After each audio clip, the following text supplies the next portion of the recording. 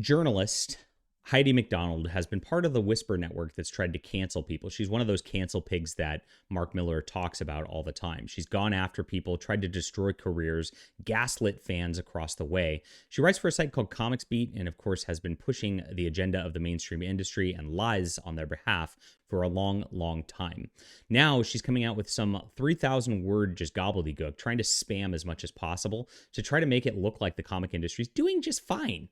And that's what they're actually doing now. They're trying to gaslight after Mark Millar went out with a bunch of retailers. All the retailers say sales are way down. Things are a train wreck. Marvel and DC are not letting people come actually into the store, and it's actually hurting our business. She's trying to lie and pretend that these businesses are not being hurt, but we all know better. She presents a bunch of stats, but the stats are very, very fishy, and we're going to look into this in just a moment because it is too fishy at the end of the day. Now, my name is John Delarose. I'm a #1 best-selling author, a comics journalist who tells the truth, and of course, I make my own comics, and I have them on my web store, delarose.com, and you can go through right here. I actually recommend, for a start, to go grab Overmind, an Ayla Rin adventure. Now, if you grab a bunch of books, it combines shipping for you, so you can pay shipping once and makes it easy on you. You can also get digital versions of these comics, including Overmind, on here. Now, Overmind, I'm going to be launching a sequel in 2024, and this is a highly, highly regarded comic. Heidi MacDonald would never report on it because it's too well written and it's got beautiful art for it. So there you go. This is what we got today. Let's check this out. Comics aren't dying, she says. They're changing, and that's got people scared.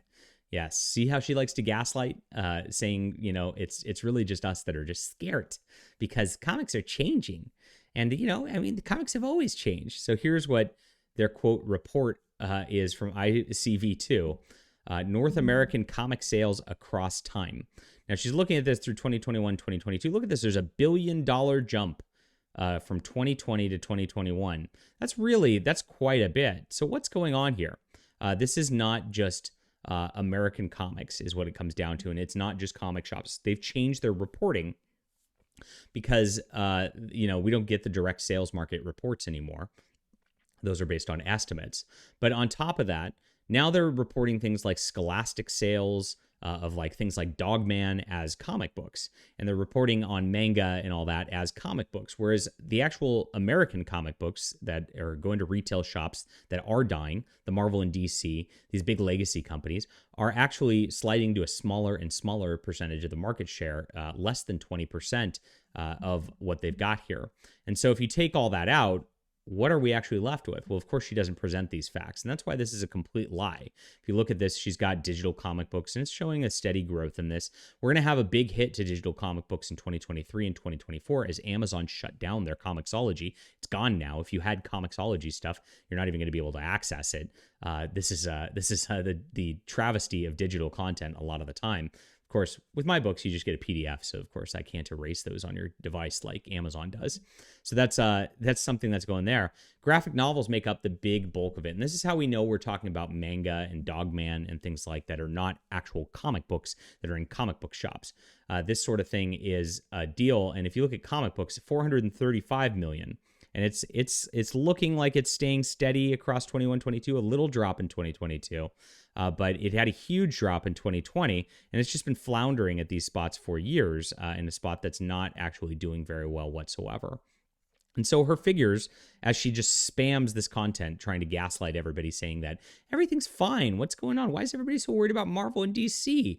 She admits what we've all been saying, that the Western comics with this woke agenda that they're pushing all the way across the board is not selling. People don't want it. People aren't interested in it. The new kids aren't interested in reading it. Old readers are not interested in reading it. And of course, it is actually destroying the comic industry across the board. Just because she posts these stats that include the stuff that's competing with it, that's actually helping to destroy those markets, doesn't mean that those markets are totally healthy and fine. They're not. Retailers are dying. Most comic shops don't even carry comics anymore. It's really just 500 retail stores that even really carry comics at this point. So you know that the sales that they report is what they used to be. Another thing that happened in 2021, 2022 compared to 2018 and all that is Marvel, DC, all that, they really got into the variant cover game. So they'll push a Tom King Wonder Woman #1, have 10 different variant covers of it to try to get speculators to buy that. And what happens is comic shops have to get 25 copies in order to get one copy of like whatever variant in order to get it for the speculator. So they get these, and these guys, and a lot of them go unread. A lot of them just get destroyed and all that because there's just too many of the regular covers and all that. So they're popping up their numbers with fake books, which aren't even being read at all. I had one retailer talk to me, and he estimates that there's maybe 30% of comics sold are actually being read. That's pretty bad. I mean, if you're not actually having your books be read, and manga doesn't do variant covers and all this stuff at all, they're just readers who are buying those, then you've got a major, major problem, especially if it's at that 400 million mark. We're going down to about 150 million for actual readers who are reading the comics and not just the speculators out there. Bad for the comic market because that's not a lot of people.